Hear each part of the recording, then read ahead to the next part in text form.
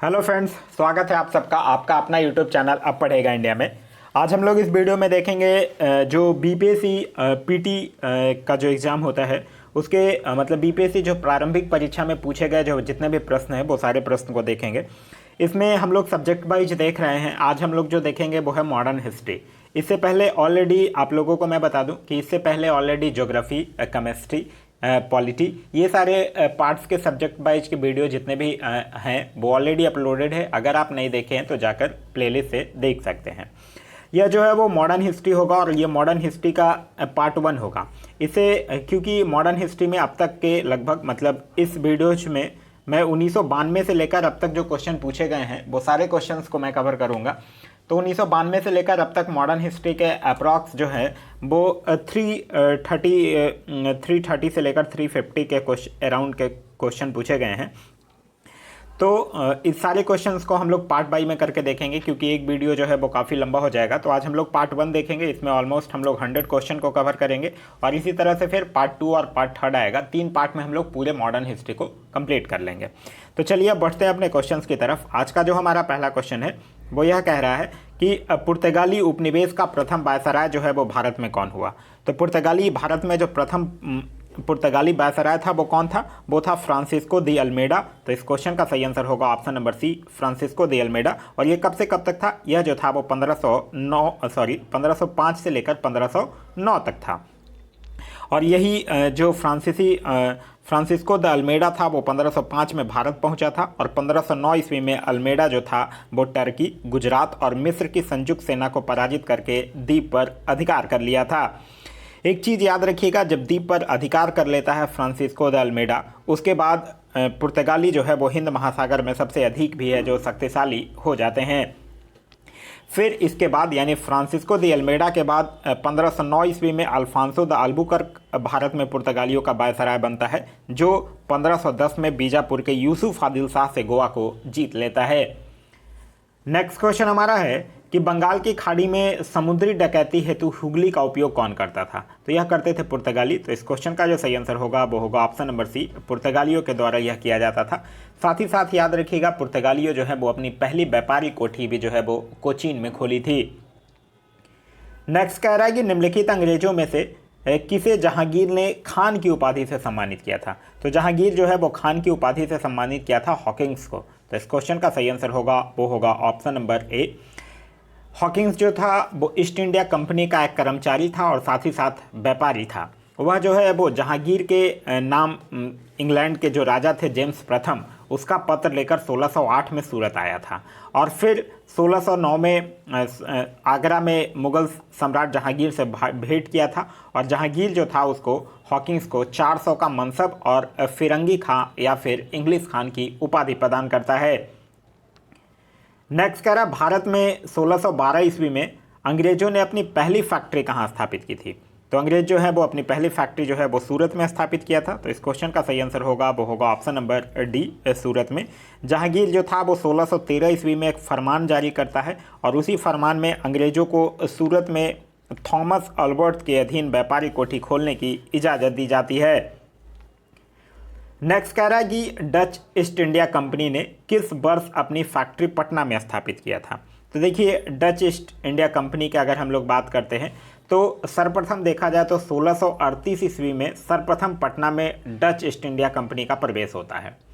लेकिन एक इतिहासकार हैं जिनका नाम है ओम प्रकाश, उन्होंने यह कहा है कि 1638 में पटना में डच फैक्ट्री की स्थापना संबंधी तथ्य प्रस्तुत किए तो गए हैं, लेकिन आर्थिक तंगी के कारण यह फिर जो है वो उसी वर्ष बंद हो जाता है और वर्तमान में डच फैक्ट्री का वो स्थान जो है वो पटना कॉलेज के नाम से जाना जाता है इसका। लेकिन अगर बीपीएससी की अगर बात करते हैं तो बीपीएससी जो है वो इसका आंसर जो है वो 1632 मानता है, यह ध्यान रखिएगा। लेकिन बुक्स के अकॉर्डिंग जो है वो इसका आंसर 1638 यानी कि उपयुक्त में से कोई नहीं होना चाहिए। नेक्स्ट कह रहा है निम्नलिखित में से प्रथम कर्नाटक युद्ध का कौन सा तत्कालिक कारण बना था? देखिए कर्नाटक का प्रथम युद्ध जो है वो कब से कब 1746 से लेकर 1748 तक ऑस्ट्रिया के उत्तराधिकार जो कि 1740 में आरंभ हुआ था, उसी का एक विस्तार था कर्नाटक का प्रथम युद्ध। अगर हम लोग कर्नाटक के पृथक युद्ध की बात करते हैं तो इसका मेन जो तत्कालिक कारण था वो था अंग्रेजों के द्वारा फ्रांसीसियो जहाज का अधिग्रहण। जो अंग्रेज कैप्टन था बर्नेट, उसके नेतृत्व में अंग्रेजी सेना के द्वारा कुछ फ्रांसीसियों जहाज पर अधिकार कर लिया जाता है और यही जो है वो प्रथम कर्नाटक युद्ध का तत्कालिक कारण बनता है। तो इस क्वेश्चन का तो सही आंसर होगा ऑप्शन नंबर डी, अंग्रेजों के द्वारा फ्रांसीसियों जहाज़ों का अधिग्रहण। और फिर जो ला सापल की संधि होती है 1748 में, इससे ऑस्ट्रिया के उत्तराधिकार का युद्ध समाप्त हो जाता है और इसी के साथ साथ ही कर्नाटक का प्रथम युद्ध भी समाप्त हो जाता है। एक चीज़ और याद रखिएगा, जो प्रथम कर्नाटक युद्ध तो ला सापल की संधि से, जो द्वितीय कर्नाटक युद्ध है वो 1749 से लेकर 1754 तक चलता है और 1754 में फिर पांडिचेरी की संधि से समाप्त होता है। और तृतीय कर्नाटक युद्ध की अगर बात करते हैं तो वो 1756 से लेकर 1763 तक चलता है, जो कि पेरिस की संधि से समाप्त होता है। नेक्स्ट कह रहा है कि निम्नलिखित में से किस अंग्रेज अधिकारियों ने पुर्तगालियों को स्वाली के स्थान पर हराया था? तो किसने हराया था? थॉमस बेस्ट ने। तो इस क्वेश्चन का सही आंसर होगा option number B, Thomas Best ने। नेक्स्ट कह रहा है कि उस क्षेत्र की पहचान करें जहां से यूरोप वासियों को सर्वोत्तम सोरा और अफीम प्राप्त होता है। तो सर्वोत्तम सोरा और अफीम प्राप्त कहां से होता था? बिहार से ही होता था। तो इस क्वेश्चन का सही आंसर होगा ऑप्शन नंबर ए, बिहार से। नेक्स्ट कह रहा है कि अंग्रेजी शासनकाल में भारत का कौन सा क्षेत्र जो है वो अफीम उत्पादन हेतु प्रसिद्ध था? तो बिहार था। तो इस क्वेश्चन का सही आंसर होगा ऑप्शन नंबर ए, बिहार। नेक्स्ट कह रहा है कि इलाहाबाद की संधि के बाद रॉबर्ट क्लाइव ने मुर्शिदाबाद का उप दीवान किसे बनाया था? तो देखिए, इलाहाबाद की जो दूसरी संधि होती है अगस्त 1765 में, इसके अनुसार जो भगौड़ा सम्राट था, जिसको शाह आलम बोला गया, शाह आलम को भगौड़ा सम्राट, उसी शाह आलम को अंग्रेजी संरक्षण में ले लिया जाता है और उसे इलाहाबाद में रखा जाता है। शाह आलम जो है वो 12 अगस्त को फरमान जारी करता है और इसके द्वारा कंपनी को बंगाल, बिहार और उड़ीसा की दीवानी जो है वो अस्थायी रूप से दे देता है, जिसके बदले में जो कंपनी है वो सम्राट को 26 लाख रुपया देती है और निजाम के व्यय के लिए 53 लाख रुपया देती है। इस समय कंपनी जो है वो सीधे कर संग्रह न करने का भार न लेना चाहती थी और न ही उसके पास ऐसी क्षमता थी। तो कंपनी जो है वो दीवानी कार्य के लिए 2 उप दीवान रखता है। मुर्शिदाबाद यानी बंगाल के लिए मोहम्मद रजा खान और बिहार के लिए राजा सिताब राय की नियुक्ति करता है। तो यहाँ आपसे क्वेश्चन में पूछ रहा है बंगाल के लिए मुर्शिदाबाद का, मुर्शिदाबाद अगर पूछेगा तो आपका आंसर हो जाएगा मोहम्मद रजा खान, और अगर बिहार के लिए पूछेगा तब आपका आंसर हो जाएगा राजा सिताब राय। नेक्स्ट कह रहा है कि सम्राट शाह आलम द्वितीय ने ईस्ट इंडिया कंपनी को बंगाल, बिहार तथा उड़ीसा की दीवानी कब प्रदान की थी? तो अभी हम लोगों ने देखा था वो 12 अगस्त 1765 को एक फरमान जारी करता है और उसी फरमान के द्वारा कंपनी को बंगाल, बिहार और उड़ीसा की दीवानी जो है वो अस्थायी रूप से दे देता है और उसके बदले में कंपनी जो है वो सम्राट को 26 लाख रुपया देगी और निजाम के व्यय के लिए 53 लाख रुपया देगी। तो इस क्वेश्चन का जो सही आंसर होगा वो होगा ऑप्शन नंबर ए, 12 अगस्त 1765। नेक्स्ट कह रहा है कि मुगल बादशाह बहादुर शाह जफर के बारे में कहा जाता था कि उसके साम्राज्य की सीमा थी। देखिए, उसके बहादुर शाह जफर की अगर हम लोग बात करते हैं तो बहादुर शाह जफर के बारे में नहीं बल्कि मुगल शासक शाह आलम द्वितीय के बारे में फारसी भाषा में एक कहावत प्रसिद्ध थी कि सल्तनत शाह आलम आज दिल्ली तपालम, मतलब शाह आलम के काल में मुगल साम्राज्य सिकुड़ते सिमटते दिल्ली के लाल किला से पालम गांव तक रह गया था। और इसी के कारण है यहाँ क्वेश्चन में लिखा हुआ है कि मुगल बादशाह बहादुर शाह जफर, यहाँ ऐसे अकॉर्डिंग टू क्वेश्चन यहाँ होना चाहिए शाह आलम, इसी के कारण, और फिर उसका आंसर जो होता वो हो जाता दिल्ली से पालम तक। लेकिन इसी के कारण इसको बीपीएससी जो है वो इस क्वेश्चन को फिर बाद में जाकर निरस्त कर दिया था। नेक्स्ट कह रहा है कि रंजीत सिंह ने सुप्रसिद्ध कोहिनूर हीरा प्राप्त किया था। तो रंजीत सिंह जो है वो शाह शुजा से कोहिनूर हीरा प्राप्त किया था। तो इस क्वेश्चन का जो सही आंसर होगा वो होगा ऑप्शन नंबर ए। देखिए, शाह शुजा की अगर हम लोग बात करते हैं तो शाह शुजा जो है जब काबुल की जो अफ़गानिस्तान वाला प्रांत है काबुल, उसकी गद्दी पर जब बैठता है तो उसका जो भाई रहता है महमूद, वो कुछ शक्तिशाली बरकजाई सरदार जो होते हैं जैसे कि फतह खां और उसके दोस्त मोहम्मद की सहायता से 1809 ईस्वी में इसको शाह शुजा को गद्दी से विस्थापित कर देता है। और फिर इसका जो भाई होता है महमूद, वो स्वयं कश्मीर और पेशावर पर अधिकार कर लेता है और इसी के कारण जो शाह शुजा है वो काबुल का जो राज है वो फिर से प्राप्त करना चाहता है और इसीलिए वो रंजीत सिंह से सहायता मांगता है और रंजीत सिंह से सहायता मांगता है और उसी जब सहायता मांगने जाता है तभी उसी टाइम कोहिनूर हीरा जो है वो उसको भेंट करता है। तो इस क्वेश्चन का सही आंसर होगा ऑप्शन नंबर ए, शाह शुजा से। आगे कह रहा है कि टीपू सुल्तान ने अपनी राजधानी बनाई, तो टीपू सुल्तान जो है वो अपनी राजधानी जो है वो श्रीरंगपट्टनम में बनाई है। तो इस क्वेश्चन का जो सही आंसर होगा वो होगा ऑप्शन नंबर ए, श्रीरंगपट्टनम में। देखिए टीपू सुल्तान जो है वो श्रीरंगपट्टनम में अपनी राजधानी बनाता है और वहाँ जो है वो जैकोबिन क्लब की स्थापना भी करता है और उसका सदस्य ही भी बनता है। एक चीज़ और याद रखिएगा टीपू सुल्तान से, टीपू सुल्तान जो है उसके राजसी झंडे पर शेर की तस्वीर होती है। टीपू सुल्तान को शेर मैसूर कहा जाता था। नेक्स्ट कह रहा है कि अंग्रेजों ने श्रीरंगपट्टनम की संधि जो है वो किसके साथ की थी, तो अंग्रेज जो है वो श्रीरंगपट्टनम की संधि जो है वो टीपू सुल्तान के साथ। तो इस क्वेश्चन का सही आंसर होगा वो होगा ऑप्शन नंबर सी, टीपू सुल्तान। आप लोगों को याद होगा तृतीय आंग्ल मैसूर युद्ध, जो कब से कब तक हुआ था, 1790 से लेकर 1792 तक हुआ था। और यही 1792 में तृतीय मैसूर युद्ध जो है वो 1792 में फिर श्रीरंगपट्टनम की संधि होती है और इसी संधि के द्वारा तृतीय आंग्ल मैसूर युद्ध जो है वो समाप्त होता है। और इस संधि में कौन कौन शामिल थे, उस समय कौन था, उस समय लॉर्ड कॉर्नवालिस था। तो इस संधि में अंग्रेजों की तरफ से लॉर्ड कॉर्नवालिस और मैसूर से कौन, टीपू सुल्तान थे। और इस संधि के अनुसार टीपू को अपने देश का लगभग आधा भाग जो है वो अंग्रेजों तथा उनके साथियों को देना पड़ा था। साथ ही युद्ध के हर्जाने के रूप में टीपू को 3 करोड़ रुपए जो थे वो अंग्रेजों को देने थे। और श्रीरंगपट्टनम की संधि में ही यह शामिल था कि जब तक टीपू जो है वो 3 करोड़ रुपए नहीं देगा तब तक उसके 2 पुत्र जो हैं वो अंग्रेजों के कब्जे में रहेंगे। आगे कह रहा है कि ठगों का उन्मूलन जो है वो किसके नेतृत्व में हुआ था, तो ठगों का उन्मूलन जो है वो कैप्टन स्लीमैन के नेतृत्व में हुआ था। तो इस क्वेश्चन का सही आंसर होगा वो होगा option number B, Captain Sleeman. देखिए जो लॉर्ड विलियम बेंटिक है वो कैप्टन स्लीमैन को ठगों के विरुद्ध कार्रवाई करने के लिए नियुक्त किया था। और यह जो है वो फिर लगभग 1500 ठगों को बंदी बना लेता है और कुछ ठगों को फांसी दे दी जाती है और कुछ को आजीवन निर्वासित कर दिया जाता है। और इसके कारण 1837 ईस्वी के पश्चात संगठित रूप से ठगों का जो है वो अंत हो जाता है। नेक्स्ट कह रहा है कि द्वैत शासक का जनक जो है वो किसे माना जाता है, तो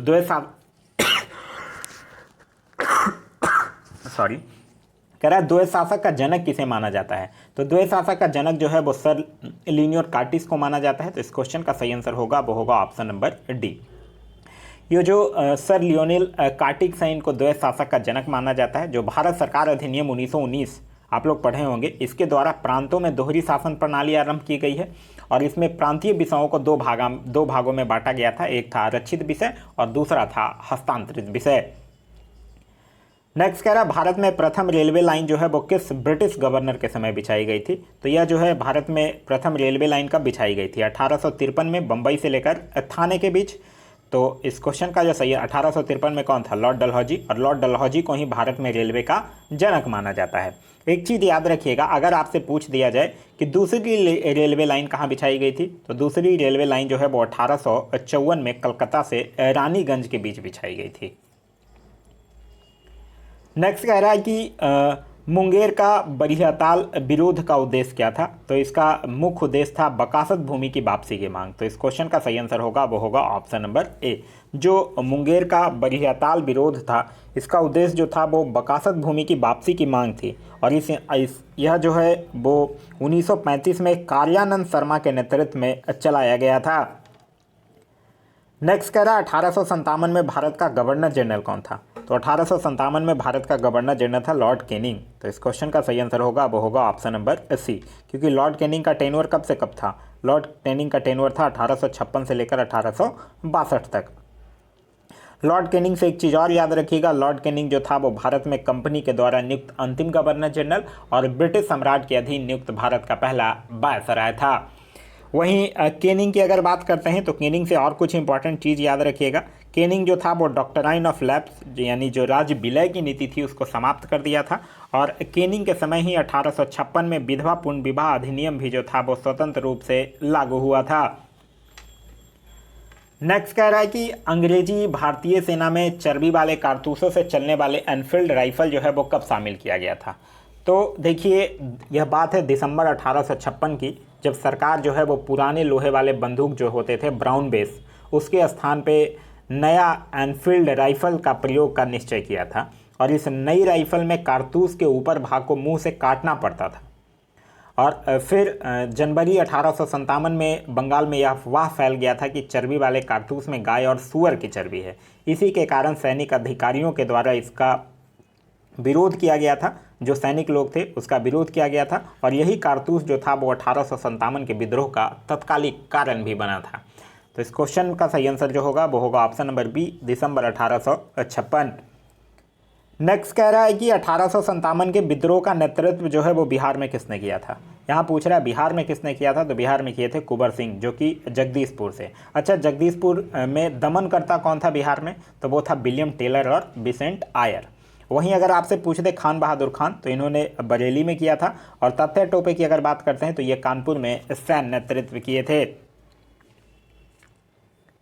नेक्स्ट कह रहा है कि बिहार में 1857 के विद्रोह का नेतृत्व किसने किया था। तो बिहार में 1857 का नेतृत्व जो है वो कुंवर सिंह के द्वारा किया गया था, जो कि बिहार के आरा जिले से संबंधित हैं। नेक्स्ट कह रहा है जगदीशपुर के किस व्यक्ति ने 1857 के विप्लव में क्रांतिकारियों का नेतृत्व किया था। तो अभी हम लोगों ने देखा किसने किया था, कुंवर सिंह ने किया था। नेक्स्ट कह रहा है कुंवर सिंह राजा थे, तो कुंवर सिंह जो थे वो जगदीशपुर के राजा थे। तो इस क्वेश्चन का सही आंसर होगा ऑप्शन नंबर सी, जगदीशपुर के। नेक्स्ट कह रहा है कुंवर सिंह अंग्रेजों के खिलाफ 1857 के विद्रोह में किस जगह शामिल हुए थे। तो अंग्रेजों के खिलाफ यह आरा में शामिल हुए थे। 25 जुलाई 1857 की बात है, जब दानापुर में सैनिकों के 3 रेजिमेंटों ने विद्रोह कर दिया था। और फिर 26 जुलाई को ये सैनिक जो हैं वो आरा पहुंचे थे। और आरा जब पहुंचे तो कुंवर सिंह जो थे वो उनका नेतृत्व स्वीकार करते हैं। तो इस क्वेश्चन का जो सही आंसर होगा वो होगा option number A, Arrah. Next कह रहा है कि पटना के 1857 के स्वतंत्रता संग्राम के नेता थे। तो पटना के 1857 के स्वतंत्रता संग्राम के नेता थे राजपूत कुंवर सिंह। नेक्स्ट कह रहा है 1857 के विद्रोह का बिहार में 15 जुलाई 1857 से 20 जनवरी 1858 तक केंद्र था। तो कौन था, जगदीशपुर। तो इस क्वेश्चन का सही आंसर होगा वो होगा ऑप्शन नंबर डी, जगदीशपुर। और बिहार के विद्रोह को फिर पटना डिवीजन जो कमिश्नरी था उसके जो कमिश्नर था विलियम टेलर, और बंगाल गोलदान फौज के मेजर थे बिसेंट आयर, इन्हीं के दोनों के द्वारा इसको दमन किया गया था। नेक्स्ट कह रहा है जगदीशपुर के राजा थे। तो जगदीशपुर के राजा थे कुंवर सिंह। तो इस क्वेश्चन का जो सही आंसर होगा वो होगा ऑप्शन नंबर जी, कुंवर सिंह। याद रखिएगा कुंवर सिंह को विद्रोह के दौरान बिहार का सिंह भी कहा गया है। नेक्स्ट कह रहा है कि कुंवर सिंह ने 1857 के विद्रोह का नेतृत्व जो है वो किस प्रांत से किया था। तो बिहार प्रांत से किया था। तो इस क्वेश्चन का सही आंसर होगा वो होगा option number C, Bihar. Next कह रहा है 1857 के विद्रोह का नेतृत्व जो है वो बिहार में किसने किया। तो बिहार में किया था कुंवर सिंह।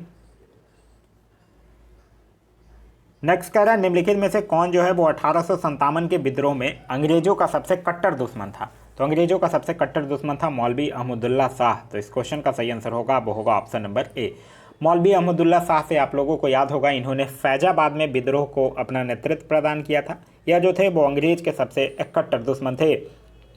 यह मुख्य रूप से देखा जाए तो यह मूलतः जो मौलवी अहमदुल्ला शाह थे वो तमिलनाडु में अरकॉट के रहने वाले थे, लेकिन यह फैजाबाद में आकर बस गए थे और वहीं से यह फैजाबाद में विद्रोह का नेतृत्व भी करते हैं। एक चीज़ याद रखिएगा, मौलवी अहमदुल्ला शाह जो थे वो भारत के विभिन्न धर्म के जो लोग थे उनसे आह्वान करते हुए कहते हैं कि सारे लोग काफिर अंग्रेज के विरुद्ध खड़े हो जाओ और उन्हें भारत से खरीद दो। इनके बारे में अंग्रेजों ने एक बात भी कहा था कि अदम साहस के गुणों से परिपूर्ण और दृढ़ संकल्प वाले व्यक्ति तथा विद्रोहियों में सर्वोत्तम सैनिक है। साथ ही साथ इनकी गिरफ्तारी के लिए ब्रिटिश सरकार ने 50,000 रुपये का इनाम भी रखा था। नेक्स्ट कह रहा है कि 1857 के विद्रोह को किस उर्दू कवि ने देखा था। तो किसने देखा था 1857 के विद्रोह को? मिर्जा गालिब ने स्वयं अपनी आंखों से देखा था। तो इस क्वेश्चन का सही आंसर होगा option number C, Mirza Ghalib. Next कह रहा है कि निम्न में से कौन सा ईस्ट इंडिया कंपनी के सिपाहियों को विद्रोहियों बनाने का कारण नहीं था, यह पूछ रहा है।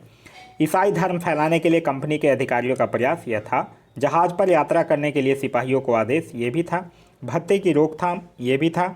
अधिकारियों की अक्षमता, ये नहीं था। तो इस क्वेश्चन का जो सही आंसर होगा वो होगा ऑप्शन नंबर डी। देखिए, अधिकारियों की अक्षमता ईस्ट इंडिया कंपनी के सिपाहियों को विद्रोही बनाने का कारण नहीं था, क्योंकि इन्हीं अधिकारियों की योग्यता के बल पर अंग्रेजी हुकूमत ने लगभग 90 वर्ष में पूरे भारत पर कब्जा कर लिया था। नेक्स्ट कह रहा है निम्नलिखित वर्गों में से किसने 1857 के विद्रोह में भाग नहीं लिया था, यह पूछ रहा है।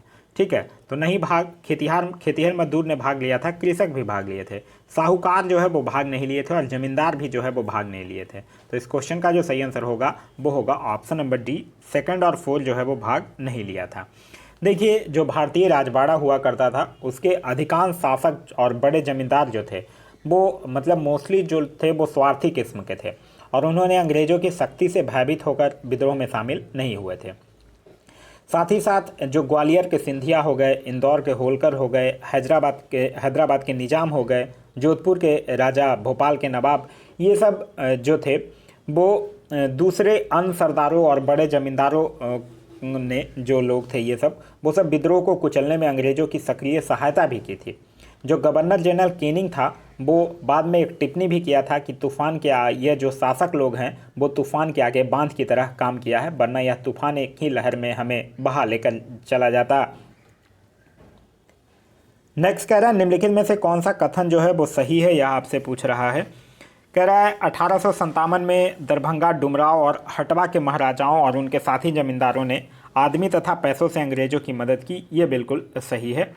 तो इस क्वेश्चन का जो सही आंसर होगा वो होगा ऑप्शन नंबर ए। नेक्स्ट कह रहा है कि 1857 के विद्रोह से बिहार का कौन सा भाग जो है वो अप्रभावित रहा था।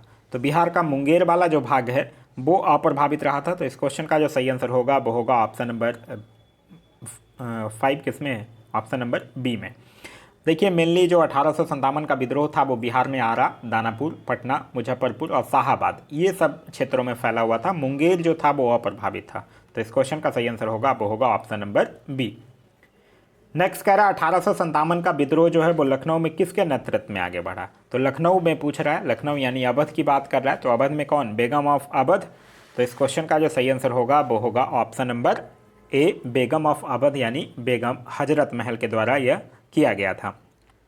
बेगम हजरत महल जो है वो उनका एक छोटा बेटा था, उसका नाम था बिल्जिस कादिर, उसी को नवाब घोषित करती हैं और फिर बेगम हजरत महल जो है मतलब फिर जो 1858 ईस्वी में जो कैंपबेल है वो विद्रोह को समाप्त कर देता है और लखनऊ पर पुनः कब्जा कर लेता है।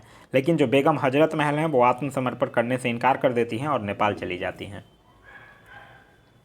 नेक्स्ट कह रहा है 1857 का विद्रोह जो है वो मुख्यतः किस कारण से असफल रहा था। तो मुख्यतः जो है वो किसी सामान्य योजना और केंद्रीय संगठन की कमी के कारण असफल रहा था। तो इस क्वेश्चन का सही आंसर होगा वो होगा ऑप्शन नंबर बी। देखिए, जो विद्रोहियों थे उनके नेताओं में कोई संगठन की भावना देखने के लिए नहीं मिली थी। जो एक बहादुर शाह था जो इसका नेतृत्व कर रहा था, उसकी उम्र जो है वो लगभग 82 साल थी और वो एक कमज़ोर था। इसके कारण विभिन्न सरदारों का आह्वान करना उनके लिए काफ़ी नहीं था। साथ ही साथ विद्रोहियों ने वीरता तो दिखाई थी लेकिन सरकार का विनाश करने पर वो तुले हुए भी प्रतीत होते थे, किंतु ऐसा करने के लिए उनके पास किसी सुनियोजित कार्यक्रम का पूर्ण अभाव था, उसमें अनुशासन की भी कमी थी। नेक्स्ट कह रहा है कि विचार करने के लिए कह रहा है, पहला कथन कह रहा है कि 1857 में प्रथम स्वतंत्रता संग्राम ब्रिटिश सरकार से स्वतंत्रता प्राप्त करने में असफल रहा, यह बिल्कुल सही है। फिर कह रहा है बहादुर शाह जफर के नेतृत्व को जन सहयोग नहीं मिला था और अधिकांश महत्वपूर्ण रियासतों के शासक उनका साथ देने में कतरा गए थे, ये भी बिल्कुल सही है। तो क्योंकि आपको याद होगा कि जब 1857 का विद्रोह हुआ था उसी के समय केनिंग ने कहा था कि यदि अगर सिंधिया भी विद्रोह में शामिल हो जाते तो मुझे कल ही बिस्तर गोल करना पड़ता। तो यहाँ ए और बी जो है वो दोनों सही है और सही स्पष्टीकरण भी है। तो इस क्वेश्चन का जो सही आंसर होगा वो होगा ऑप्शन नंबर ए। नेक्स्ट कह रहा है महारानी विक्टोरिया ने भारतीय प्रशासन को ब्रिटिश ताज के नियंत्रण में लेने की घोषणा कब की थी। तो कब किया था घोषणा, 1 नवंबर 1858 को। और इसी घोषणा के बाद भारत में कंपनी के शासन को समाप्त करके भारत को सीधे ब्रिटिश क्राउन के अधीन कर दिया जाता है और एक भारत मंत्री या सचिव और साथ ही साथ 15 सदस्यों वाली इंडियन काउंसिल की स्थापना की जाती है। और तत्कालीन जो गवर्नर जनरल होता है उस समय लॉर्ड केनिंग, उसी को भारत का प्रथम वायसराय भी बना दिया जाता है। नेक्स्ट कह रहा है कि 1857 के विद्रोह के बाद ब्रिटिश सरकार ने सिपाहियों का इन प्रांतों से चयन किया था। तो सिपाहियों का 1857 के विद्रोह के बाद चयन हुआ था गोरखा, सिख और पंजाबी उत्तर प्रांत से। क्योंकि देखिए हुआ क्या था कि जो बिहार, अवध और अन्य वैसे स्थान के व्यक्तियों जो कि 1857 की क्रांति में भाग लिए थे उनको गैर लड़ाकू घोषित कर दिया गया था और सेना में उनकी संख्या जो है वो कम कर दी गई थी। और जो सिख हो गए, गोरखा हो गए, पठान हो गए, जो लोग 1857 की क्रांति को दबाने में मदद किए थे, उनको लड़ाकू जातियाँ घोषित की गई थी और उन्हें बड़ी संख्या में सेना में भर्ती किया गया था। नेक्स्ट कह रहा है निम्नलिखित में से किसने 1857 के विद्रोह को एक षड्यंत्र की संज्ञा दी थी? तो किसने दिया था? Sir James Outram and W Taylor ने। तो इस क्वेश्चन का जो सही आंसर होगा वो होगा ऑप्शन नंबर ए। एक चीज़ और याद रखिएगा, सर जेम्स आउटरम और डब्ल्यू टेलर जो है वो 1857 की विद्रोह को हिंदू मुस्लिम षड्यंत्र का परिणाम बताया था। आउटरम का जो विचार था कि यह मुस्लिम षड्यंत्र है जिसमें हिंदू शिकायतों का लाभ उठाया जाएगा। वहीं अगर हम लोग जॉन लॉरेंस की बात करते हैं और सीले की बात करते हैं तो इनके अनुसार यह जो था वो सिर्फ और सिर्फ एक सैनिक विद्रोह था। और अगर टी.आर. होम्स की बात करते हैं तो टी.आर. होम्स ने यह कहा था कि यह बर्बरता और सभ्यता के बीच युद्ध था। नेक्स्ट कह रहा है निम्नलिखित में से कौन सा आयोग जो है वो 1857 के विद्रोह के दमन के बाद भारतीय फौज के नव संगठन से संबंधित है? यह बात कर रहा है पील आयोग की। तो इस क्वेश्चन का जो सही आंसर होगा वो होगा ऑप्शन नंबर बी, पील आयोग। देखिए 1857 के विद्रोह के दमन के बाद जो ब्रिटिश सरकार था वो भारतीय फौज के नव गठन के लिए पील आयोग का गठन किया था, जिसने सेना की रेजिमेंट की जाति, समुदाय और धर्म के आधार पर विभाजित किया। यूरोपीय सैनिकों की जो संख्या 1857 से पहले लगभग 45,000 थी उसको बढ़ाकर 65,000 कर दी गई और भारतीय सैनिकों की संख्या जो लगभग 2,38,000 थी उसको घटाकर 1,40,000 कर दिया गया था। और बंगाल में यूरोपीय सैनिकों और भारतीय सैनिकों से जो है उसका अनुपात जो था वो 1:2 रखा गया था, जबकि मद्रास और मुंबई में यह अनुपात जो था वो 1:3 रखा गया था। नेक्स्ट कह रहा है नील विद्रोह जो है वो किसके बारे में था? नील विद्रोह की अगर हम लोग बात करते हैं तो रैयत नील की खेती नहीं करना चाह रहे थे पर उनसे एक अमान्य मूल्य पर ज़बरदस्ती करवाई जा रही थी, इसलिए था। तो इस क्वेश्चन का सही आंसर होगा वो होगा ऑप्शन नंबर सी। और इसी नील विद्रोह पर आप लोगों को याद होगा कि जो दीनबंधु मित्र थे उन्होंने नील दर्पण एक नाटक भी लिखा था। नेक्स्ट कह रहा है वो प्रथा जिसके तहत किसान स्वयं भूमि का मालिक होता है और सरकार को भू राजस्व के भुगतान के लिए जिम्मेदार माना जाता है। यह बात कर रहा है रैयतबाड़ी व्यवस्था की। रैयतबाड़ी प्रथा के ही अंतर्गत किसान जो है वो स्वयं भूमि का मालिक होता है और सरकार को भू राजस्व के भुगतान के लिए जिम्मेदार माना जाता है। तो इस क्वेश्चन का सही आंसर होगा वो होगा ऑप्शन नंबर बी, रैयतबाड़ी प्रथा। नेक्स्ट कह रहा है नील कृषकों की दुर्दशा पर लिखी गई पुस्तक नील दर्पण के लेखक कौन है? अभी हम लोगों ने देखा नील दर्पण किसके द्वारा लिखी गई है? दीनबंधु मित्र के द्वारा। तो इस क्वेश्चन का सही आंसर होगा ऑप्शन नंबर बी, दीनबंधु मित्र के द्वारा। नेक्स्ट कह रहा है कि पागल पंथ की स्थापना जो है वो किसने किया था? तो पागल पंथ की स्थापना जो है वो करम शाह के द्वारा किया गया था। यह एक अर्ध धार्मिक संप्रदाय था जो कि उत्तरी बंगाल में करम शाह के द्वारा चलाया गया था। तो इस क्वेश्चन का सही आंसर होगा वो होगा ऑप्शन नंबर बी, करम शाह। नेक्स्ट कह रहा है फराजी कौन थे? देखिए फराजी की अगर हम लोग बात करते हैं तो फराजी लोग जो थे वो बंगाल के फरीदपुर के हाजी सरीतुल्लाह द्वारा चलाए गए संप्रदाय के अनुयायी थे। तो इस क्वेश्चन का सही आंसर होगा वो होगा ऑप्शन नंबर ए, हाजी सरीतुल्लाह के अनुयायी थे। फिर बाद में जाके सरीतुल्लाह का जो पुत्र होता है दादू मियाँ, वो बंगाल से अंग्रेज़ों को निकालने की योजना बनाती है और यह विद्रोह जो है वो 1838 से लेकर 1860 के दौरान चलता रहता है और अंत में इस संप्रदाय के जो अनुयायी होते हैं वो वहाबी दल में सम्मिलित हो जाते हैं। नेक्स्ट कह रहा फौजी आंदोलन की शुरुआत किसने किया था? तो किसने किया था? हाजी सरीतुल्लाह ने। तो इस क्वेश्चन का सही आंसर होगा ऑप्शन नंबर ए। नेक्स्ट कह रहा है कूका आंदोलन को किसने संगठित किया था? तो कूका आंदोलन को संगठित किया था गुरु राम सिंह ने। तो इस क्वेश्चन का सही आंसर होगा वो होगा ऑप्शन नंबर ए। कूका आंदोलन भी जो था वो बहुत हद तक वहाबी आंदोलन से मिलता जुलता था। दोनों धार्मिक आंदोलन के रूप में शुरू हुआ था लेकिन बाद में जाकर राजनीतिक आंदोलन के रूप में परिवर्तित हो गया था, जिसका मुख्य उद्देश्य बन गया था सिर्फ और सिर्फ अंग्रेजों को देश से बाहर निकालना। पश्चिमी पंजाब में कूका आंदोलन की जो शुरुआत है वो 1840 में भगत जवाहर मल के द्वारा की गई थी, जिन्होंने मुख्यतः सियान साहब के नाम से पुकारा जाता था। फिर गुरु राम सिंह ने कूका आंदोलन को संगठित किया तथा जुझारू बनाया। इसका उद्देश्य जो था वो सिख धर्म में प्रचलित बुराइयों को, अंधविश्वासों को, ये सब को दूर करना और धर्म को शुद्ध करना। नेक्स्ट कह रहा है कि 1857 के दक्कन के दंगों का तत्कालिक कारण क्या था? तो तो दक्कन के दंगों का तत्कालीन कारण था महाजनों के द्वारा ऊंची ब्याज दर। तो इस क्वेश्चन का सही आंसर होगा वो होगा ऑप्शन नंबर बी। नेक्स्ट कह रहा महाराष्ट्र में रामोसी कृषक जत्था जो है वो किसने स्थापित किया था। तो महाराष्ट्र में रामोसी कृषक जत्था जो है वो वासुदेव बलवंत फडके के द्वारा स्थापित किया गया था। तो इस क्वेश्चन का जो सही आंसर होगा वो होगा ऑप्शन नंबर सी। फिर बाद में जाके वासुदेव बलवंत फडके को काला पानी की सजा दे दी जाती है और 1883 में आमरण अनशन से इनकी मृत्यु हो जाती है। नेक्स्ट कह रहा है कि रामोसी विद्रोह सही रूप से किस भौगोलिक इलाके में हुआ था। तो सही रूप से हुआ था पश्चिमी घाट में। देखिए जो पश्चिमी घाट में रहने वाले रामोसी जाति के जो लोग थे वो 1822 ईस्वी में जो उनका नेता था सरदार चित्तूर सिंह, उसके नेतृत्व में रामोसी विद्रोह करते हैं और रामोसियों ने सतारा के आसपास के क्षेत्रों को लूटते हैं और किलों पर भी आक्रमण कर लेते हैं। तो इस क्वेश्चन का जो सही आंसर होगा वो होगा ऑप्शन नंबर डी, पश्चिमी घाट। नेक्स्ट कह रहा है बघेरा विद्रोह जो है वो कहाँ हुआ। बघेरा विद्रोह की अगर हम लोग बात करते हैं तो बघेरा विद्रोह जो है वो 1818 में अंग्रेज सरकार के विरुद्ध में किया गया एक विद्रोह था। यह जो है वो बड़ोदरा में हुआ था। तो इस क्वेश्चन का जो सही आंसर होगा वो होगा ऑप्शन नंबर डी, बड़ोदरा। देखिए बड़ोदरा के जो गायकवाड़ों थे वो अंग्रेजी सेना की सहायता से बघेरों से अधिक कार्य एकत्र करने का प्रयत्न कर रहे थे और इसी के फलस्वरूप बघेरा सरदारों ने विद्रोह कर दिया था, जिसको बघेरा विद्रोह के नाम से जाना गया है। नेक्स्ट कह रहा मानव बलि प्रथा का निषेध करने के कारण अंग्रेजों के विरुद्ध विद्रोह करने वाले जनजाति का नाम क्या था। तो वो जनजाति था खोंड जनजाति। तो इस क्वेश्चन का जो सही आंसर होगा वो होगा ऑप्शन नंबर बी, खोंड जनजाति। खोंड जनजाति के जो लोग हैं वो तमिलनाडु से लेकर बंगाल और मध्य भारत तक फैले विस्तृत पहाड़ी क्षेत्रों में रहते थे और पहाड़ी क्षेत्र में होने के कारण वो मेनली मुख्य रूप से स्वतंत्र थे। और इस आंदोलन का नेतृत्व जो था वो युवा राजा के नाम पर चक्र बिसोई ने किया था और विद्रोह का मुख्य कारण था ब्रिटिश सरकार के द्वारा मानव बलि को प्रतिबंधित करने का प्रयास। नेक्स्ट कह रहा है छोटानागपुर जनजाति विद्रोह कब हुआ था। तो छोटानागपुर जनजाति विद्रोह के नाम से कोई विद्रोह ही नहीं हुआ था।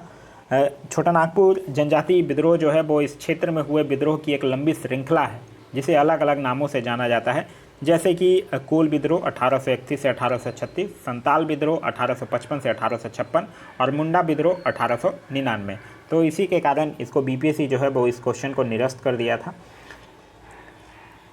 नेक्स्ट कह रहा है 1855 ईस्वी में संथालों ने किस अंग्रेज कमांडर को हराया था। तो किसको हराया था, मेजर बारो को हराया था। तो इस क्वेश्चन का जो सही आंसर होगा वो होगा ऑप्शन नंबर सी, मेजर बारो को हराया था।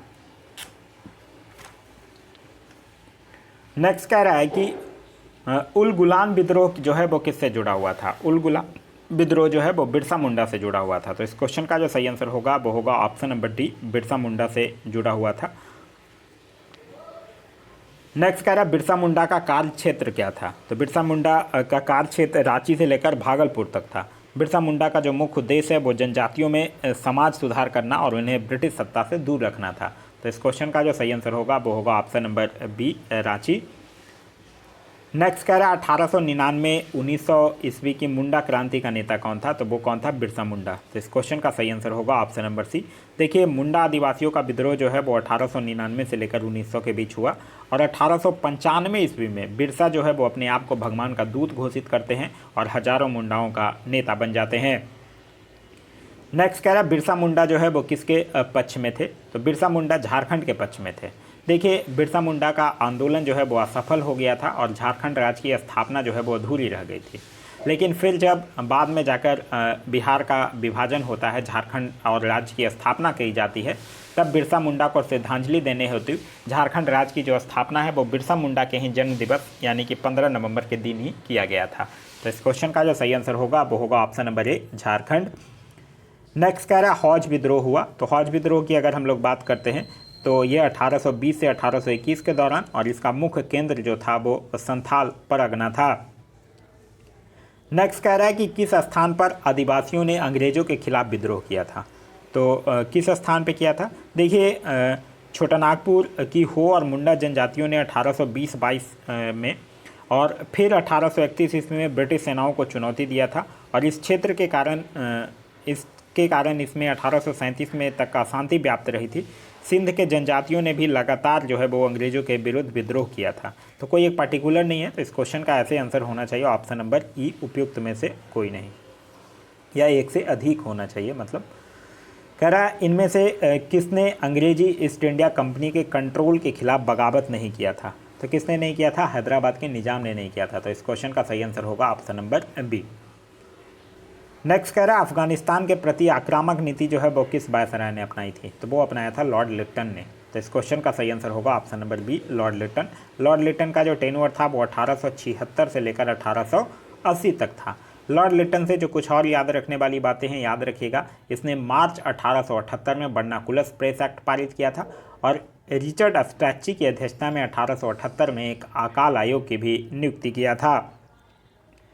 नेक्स्ट कह रहा है 1878 का बर्नाकुलस प्रेस एक्ट किसने रद्द किया था? अभी हम लोगों ने देखा लगाया था किसने? लगाया था लॉर्ड लिटन ने और रद्द किया था लॉर्ड रिपन ने। तो इस क्वेश्चन का सही आंसर होगा वो होगा ऑप्शन नंबर ए, लॉर्ड रिपन। लॉर्ड रिपन का टेन्योर है 1880 से लेकर 1884 और इसी के समय 1881 में सर्वप्रथम नियमित जनगणना भी करवाई गई थी। नेक्स्ट कह रहा है अस्थायी बंदोबस्त जो है वो किसके साथ किया गया? तो अस्थायी बंदोबस्त जो है वो जमींदारों के साथ किया गया। तो इस क्वेश्चन का सही आंसर होगा वो होगा ऑप्शन नंबर ए, जमींदारों के साथ। आपने पढ़ा होगा 1793 ईस्वी में कॉर्नवालिस जो था वो भू राजस्व की अस्थायी बंदोबस्त प्रणाली का प्रारंभ करता है और यह व्यवस्था जो है वो बंगाल, बिहार, उड़ीसा और उत्तर प्रदेश के वाराणसी तथा उत्तरी कर्नाटक में लागू था। इस व्यवस्था के अंतर्गत जमींदारों को एक नए वर्ग का भूस्वामी घोषित कर दिया गया, जिससे भूमि के लगान का 10/11 भाग जो है वो कंपनी को देना होता था और 1/11 भाग जो है वो अपनी सेवाओं के लिए अपने पास रखना होता था। एक क्वेश्चन और यहाँ से पूछा जाता है कि अस्थायी बंदोबस्त की योजना किसने बनाई थी? तो अस्थायी बंदोबस्त की योजना जो है वो जॉन शोर के द्वारा बनाया गया था। नेक्स्ट कह रहा है बिहार में परमानेंट सेटलमेंट लागू करने का कारण क्या था? तो बिहार में परमानेंट सेटलमेंट लागू करने का कारण था भू राजस्व का राजस्व निर्णय करना। तो इस क्वेश्चन का सही आंसर होगा वो होगा ऑप्शन नंबर सी, जो लॉर्ड कॉर्नवालिस के समय की बात है, जब भू राजस्व व्यवस्था जो है वो आरंभ में 10 वर्षीय व्यवस्था के रूप में 1790 में लागू की गई थी, फिर जो कि 22 मार्च 1793 को परमानेंट सेटलमेंट यानी अस्थायी बंदोबस्त के रूप में स्थापित हुई।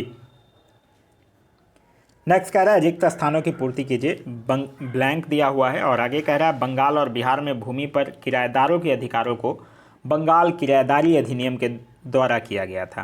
तो यह बात कर रहा है 1885 की। तो इस क्वेश्चन का सही आंसर होगा ऑप्शन नंबर ए, 1885। देखिए 1793 में जब लॉर्ड कॉर्नवालिस के द्वारा अस्थायी बंदोबस्त को लागू किया गया था, जिसमें जमींदारों को कुछ अधिकार प्रदान किए गए थे, फिर बाद में जाके 19वीं शताब्दी तक आते आते भूमि की मांग बढ़ने लगी और भूमि मालिकों ने किरायों में बढ़ोतरी की। यह समय किसानों के विद्रोह का था। इसी बीच बंगाल सरकार ने बंगाल एवं बिहार में बंगाल किराएदारी अधिनियम 1885 को लागू किया और इसी के तहत भूमि मालिकों और किराएदारों के अधिकारों को परिभाषित किया गया था। नेक्स्ट कह रहा है सत्यार्थ प्रकाश की रचना जो है वो की गई थी। तो सत्यार्थ प्रकाश की रचना जो है वो स्वामी दयानंद सरस्वती के द्वारा किया गया था। तो इस क्वेश्चन का जो सही आंसर होगा वो होगा option number D, Swami Dayanand Saraswati के द्वारा। स्वामी दयानंद सरस्वती से याद रखिएगा यह शुद्धि आंदोलन के प्रवर्तक भी थे और इन्होंने 1875 में बम्बई में आर्य समाज की स्थापना भी किया था। नेक्स्ट कह रहा है अमृत बाजार पत्रिका की स्थापना किसने की थी? तो अमृत बाजार पत्रिका की जो स्थापना है वो मोतीलाल घोष और शिशिर कुमार घोष के द्वारा 1868 में कलकत्ता में किया गया था। तो इस क्वेश्चन का सही आंसर होगा वो होगा option number D, Shishir Kumar Ghosh के द्वारा। लेकिन फिर जाकर 1878 में जो बर्नाकुलस प्रेस एक्ट आता है, देसी भाषा प्रेस अधिनियम, उससे बचने के लिए यह रातों रात जो है वो अंग्रेजी भाषा में रूपांतरित हो जाता है। नेक्स्ट कह रहा है निम्न अखबारों में से कौन सा मुख्यतः उदारवादियों के नीतियों का प्रचारक था? तो उदारवादियों के नीतियों का प्रचारक था लीडर और लीडर समाचार पत्र के संपादक थे मदन मोहन मालवीय। मदन मोहन मालवीय जो थे वो उदारवादी दल के नेता थे और इसके माध्यम से ही उदारवादी अपनी नीतियों का प्रचार करते थे। नेक्स्ट कह रहा है 19वीं शताब्दी के धर्म तथा समाज सुधार आंदोलनों के जनसंख्या के किस वर्ग को मुख्यतः आकर्षित किया था? तो किसको किया था? बुद्धिजीवियों को किया था, निर्धन सब साधारण वर्ग को भी किया था, नगरीय उच्च जातियों को भी किया था, उदार राजवाड़े को नहीं किया था। तो पहला, दूसरा और तीसरा होगा, चौथा जो है वो इसमें नहीं होगा। नेक्स्ट कह रहा भारतीय पुण्य जागरण आंदोलन के पिता कौन थे? तो भारतीय पुण्य जागरण आंदोलन के पिता राजा राम मोहन राय को कहा जाता है। तो इस क्वेश्चन का सही आंसर होगा ऑप्शन नंबर डी। देखिए राजा राम मोहन राय को भारतीय पुण्य जागरण का पिता भारतीय राष्ट्रवाद का पैगंबर, अतीत और भविष्य के मध्य सेतु, भारतीय राष्ट्रवाद का जनक, आधुनिक भारत का पिता और प्रथम आधुनिक पुरुष, युगदूत, ये सारे नामों से राजा राम मोहन राय को ही जाना जाता है। नेक्स्ट कह रहा है निम्नलिखित में से कौन जो है वो आत्मीय सभा के संस्थापक थे। आत्मीय सभा के संस्थापक थे राजा राम मोहन राय। तो इस क्वेश्चन का सही आंसर होगा वो होगा ऑप्शन नंबर ए, राजा राम मोहन राय। देखिए, हिंदू धर्म के जो एकसरवादी मत का प्रचार करने के लिए 1815 में राजा राम मोहन राय ने आत्मीय सभा की स्थापना किया था। राजा राम मोहन राय से और याद रखिएगा, इन्होंने 1825 में वेदांत कॉलेज की भी स्थापना की थी और 1828 में ब्रह्म समाज की भी स्थापना किया था। नेक्स्ट कह रहा है ब्रह्म समाज की स्थापना हुई थी। तो अभी हम लोगों ने देखा ब्रह्म समाज की स्थापना जो है वो 1828 में हुआ था। ठीक है, ये ऑप्शन में नहीं है, इस क्वेश्चन को बीपीएससी जो है वो निरस्त कर दिया था। ये क्वेश्चन एक्चुअली 1996 का पूछा हुआ क्वेश्चन है। नेक्स्ट कह रहा है राजा राम मोहन राय द्वारा ब्रह्म समाज की स्थापना की गई थी। तो कब किया गया था? 1828 में। तो इस क्वेश्चन का सही आंसर होगा ऑप्शन नंबर सी। कह रहा है सती को गैर कानूनी किसने घोषित किया था? तो सती प्रथा को गैर कानूनी जो है वो विलियम बेंटिक जो है वो राजा राम मोहन राय के सहयोग से किया था। तो इस क्वेश्चन का सही आंसर होगा वो होगा ऑप्शन नंबर बी। और कब? लॉर्ड विलियम बेंटिक जो है वो दिसंबर 1829 में नियम 17 के द्वारा सती प्रथा पर प्रतिबंध लगाया था। शुरू में यह कानून जो है वो सिर्फ और सिर्फ बंगाल प्रेसिडेंसी में लागू किया गया था, लेकिन बाद में फिर बम्बई और मद्रास प्रेसिडेंसियों में भी लागू कर दिया गया। एक चीज़ विलियम बेंटिक से याद रखिएगा, विलियम बेंटिक जो है वो भारत का पहला गवर्नर जनरल है। नेक्स्ट कह रहा है प्रार्थना समाज के संस्थापक कौन थे? तो प्रार्थना समाज के संस्थापक थे आत्मारंग पांडुरंग। तो इस क्वेश्चन का सही आंसर होगा ऑप्शन नंबर ए। प्रार्थना समाज की जो स्थापना है वो 1867 में बम्बई में आचार्य केशव चंद्र सेन की प्रेरणा से आत्मारंग पांडुरंग के द्वारा किया गया था। नेक्स्ट कह रहा है कि 19वीं शताब्दी के उत्तरार्ध में नव हिंदूवाद यानी न्यू हिंदुइज्म के सर्वश्रेष्ठ प्रतिनिधि कौन थे? यह बात कर रहा है स्वामी विवेकानंद की। तो इस क्वेश्चन का सही आंसर होगा option number B, Swami Vivekananda. Swami Vivekananda से याद रखिएगा, इन्होंने 1887 में बेलूर मठ की स्थापना किया था और 1897 में रामकिशन मिशन की भी स्थापना किया था। नेक्स्ट कह रहा है स्वामी विवेकानंद ने रामकिशन मिशन की स्थापना की थी। तो अभी हम लोगों ने देखा कब किया था? 1897 में। तो इस क्वेश्चन का सही आंसर होगा ऑप्शन नंबर डी। साथ ही साथ एक चीज़ और याद रखिएगा स्वामी विवेकानंद से, स्वामी विवेकानंद जो है वो 1893 में शिकागो में विश्व धर्म सम्मेलन को संबोधित किया था। नेक्स्ट कह रहा है दयानंद सरस्वती द्वारा स्थापित है। तो दयानंद सरस्वती द्वारा क्या स्थापित है? आर्य समाज स्थापित है। तो इस क्वेश्चन का जो सही आंसर होगा वो होगा option number B, Arya Samaj. और इसकी स्थापना जो है वो 1875 में बम्बई में किया गया था, जिसका मुख्य उद्देश्य जो है वो वैदिक धर्म की शुद्ध रूप से पुनः स्थापना करना था। एक चीज़ और याद रखिएगा दयानंद सरस्वती से, दयानंद सरस्वती ने एक नारा भी दिया था, उसका नाम था वेदों की ओर लौटो। नेक्स्ट कह रहा है कि किसने 1873 में सत्य शोधक समाज की स्थापना किया था? तो सत्य शोधक समाज की स्थापना जो है वो ज्योतिबा फुले के द्वारा किया गया था। तो इस क्वेश्चन का सही आंसर होगा option number B, Jyotiba Phule से। एक चीज़ और याद रखिएगा, इन्होंने 1851 में बालिका विद्यालय की भी स्थापना किया था।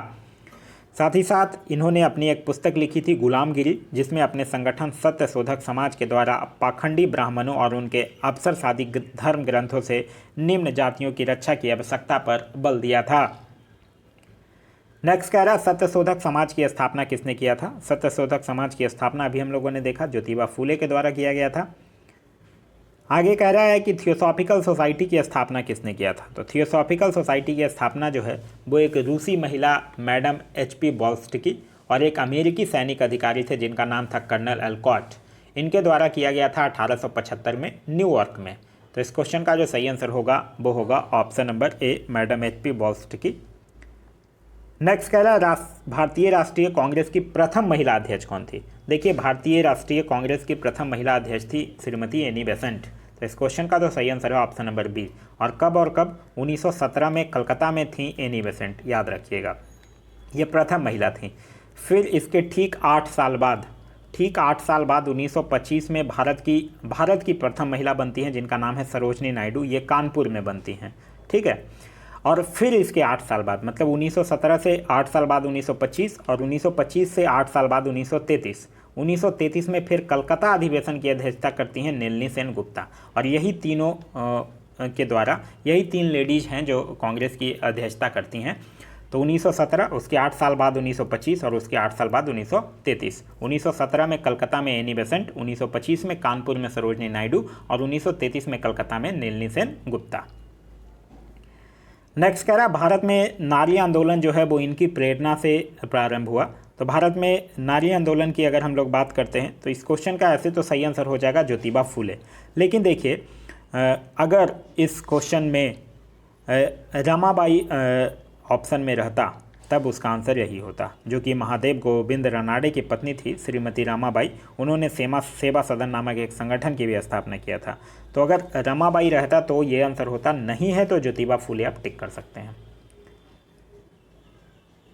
चलिए नेक्स्ट क्वेश्चन कह रहा है प्रार्थना समाज, यंग इंडिया, लोक हितवादी, सत्यशोधक समाज, रहनुमाई मजसेब देवन सभा के लिए निम्न विकल्पों में से सही संयोजन पहचानिए। प्रार्थना समाज कौन? आत्मारंग पांडुरंग। यंग इंडिया कौन? मोहनदास करमचंद गांधी। लोक हितवादी कौन? गोपाल हरि देशमुख। सत्यशोधक समाज ज्योतिबा फूले। और रहनुमाई मजदेब सबन भवा जो है वो नौरोजी फुरदोन जी। तो इस क्वेश्चन का जो सही आंसर होगा वो होगा ऑप्शन नंबर बी। नेक्स्ट कह रहा है नाई धोबी बंद सामाजिक बाइकआउट का एक स्वरूप था जो 1919 में, तो जो 1919 में किसानों द्वारा प्रतापगढ़ जिले में चलाया गया था। तो इस क्वेश्चन का सही आंसर होगा वो होगा ऑप्शन नंबर ए। नेक्स्ट कह रहा है पंजाब भूमि हस्तांतरण अधिनियम जो है वो कब पारित किया गया था। तो पंजाब भूमि हस्तांतरण अधिनियम जो है वो 1900 में पारित किया गया था, जिससे कृषकों की भूमि का गैर कृषकों के पास हस्तांतरित होना जो है वो समाप्त हो गया था। नेक्स्ट कह रहा है अवध के एका आंदोलन का उद्देश्य क्या था। अवध के एका आंदोलन का उद्देश्य जो था मेनली किसानों की मुख्य शिकायतें यह थी कि लगान में बढ़ोतरी हो रही है और उपज के रूप में लगान में बढ़ोतरी और उपज के रूप में लगान वसूल करने की प्रथा को लेकर थी। तो इस क्वेश्चन का जो सही आंसर होगा वो होगा ऑप्शन नंबर डी, लगान का नगद में परिवर्तन।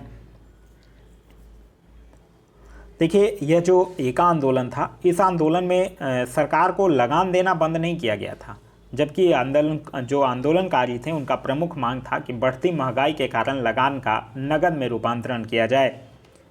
नेक्स्ट कह रहा स्वामी सहजानंद का संबंध था। तो स्वामी सहजानंद का संबंध था बिहार के किसान आंदोलनों के साथ।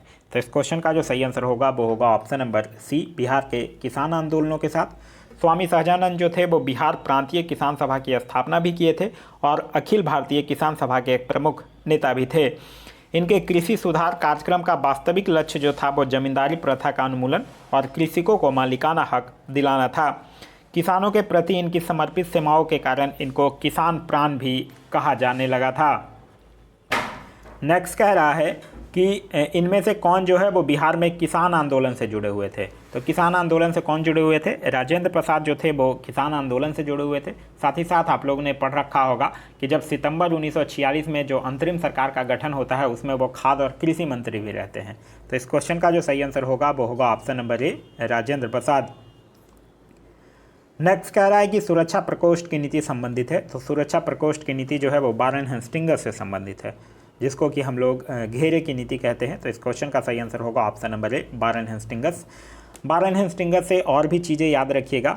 वारेन हेस्टिंग्स जो है वो 1781 में कलकत्ता में मुस्लिम शिक्षा के विकास के लिए एक मदरसा भी स्थापित करता है और यह जो है वो मुगल सम्राट को मिलने वाला जो 26 लाख रुपए की वार्षिक पेंशन है उसको भी बंद कर देता है। नेक्स्ट कह रहा है निम्नलिखित में से किसने बंगाल में द्वैध शासन प्रणाली यानी कि ड्यूल गवर्नमेंट को समाप्त किया। तो ड्यूल गवर्नमेंट को समाप्त किया वारेन हेस्टिंग्स। इसका टेन्योर कब से कब तक था? 1774 से लेकर 1785 तक, याद रखिएगा। नेक्स्ट कह रहा है कि लॉर्ड बेलेजली की सहायक संधि को स्वीकार करने वाला प्रथम मराठा सरदार कौन था। तो वो था पेशवा बाजीराव द्वितीय। तो इस क्वेश्चन का सही आंसर होगा ऑप्शन नंबर ए, पेशवा बाजीराव द्वितीय। सहायक संधि से याद रखिएगा इंदौर के होलकरों ने सहायक संधि स्वीकार नहीं की थी और भारत में सहायक संधि का प्रयोग जो है वो बेलेजली से पूर्व फ्रांसीसी गवर्नर डुप्ले ने किया था। नेक्स्ट कह रहा महारानी विक्टोरिया को भारत की सामग्री जो है वो नियुक्त किया गया था। तो भारत की सामग्री नियुक्त किया गया था 1877 में। तो इस क्वेश्चन का सही आंसर होगा वो होगा ऑप्शन नंबर सी। देखिए ब्रिटिश संसद में एक राज उपाधि अधिनियम पारित किया गया जिसमें महारानी विक्टोरिया को केसरी हिंद की उपाधि से विभूषित किया गया और लॉर्ड लिट्टन जो है वो 1 जनवरी 1877 को दिल्ली में एक वैभवशाली दरबार का आयोजन करता है और उस उपाधि की घोषणा करता है। उसी समय दक्कन में भीषण अकाल भी पड़ा था, तो सरकार जो है वो झूठे आमडर पर वैभव पर करोड़ों रुपया व्यक्त किया, विशेषकर जब उस समय लोग जो थे वो भूखे मर रहे थे। कलकत्ता की एक पत्रिका थी उस समय, वो इसकी तुलना किया था और लिखा था कि जब नीरो बंसी बजा रहा था और रोम जो है वो जल रहा था।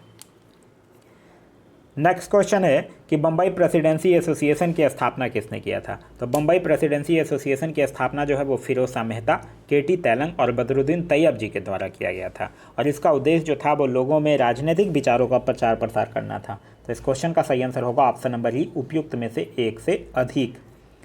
तो यह था हमारा आज का वीडियो। आज का वीडियो आप लोगों को कैसा लगा कमेंट करके ज़रूर बताइएगा। साथ ही साथ इसके और नेक्स्ट पार्ट अगर आप लोगों को चाहिए तो कमेंट करके ज़रूर बताइएगा कि आप लोगों को नेक्स्ट पार्ट भी चाहिए इसका। इससे पहले बीपीएससी के जो क्वेश्चंस ऑलरेडी हैं, ज्योग्राफी के क्वेश्चंस हैं, पॉलिटी के क्वेश्चन हैं, साइंस के पोर्शन के कुछ क्वेश्चंस हैं, वो ऑलरेडी अपलोडेड है। अगर आप नहीं देखे हैं तो जाकर प्लेलिस्ट से देख सकते हैं। वीडियो पसंद आया तो अपने दोस्तों के साथ शेयर करना ना भूलें। इस वीडियो से कुछ सीखने के लिए मिला तो एक लाइक ज़रूर कर दें। अभी तक आप इस चैनल पे नए हैं या चैनल को सब्सक्राइब नहीं किए हैं तो चैनल को सब्सक्राइब कर लीजिए और साथ ही साथ बेल आइकन दबा लीजिए ताकि हमारे सारे वीडियो के नोटिफिकेशन आपको मिलते रहें। Thanks for watching.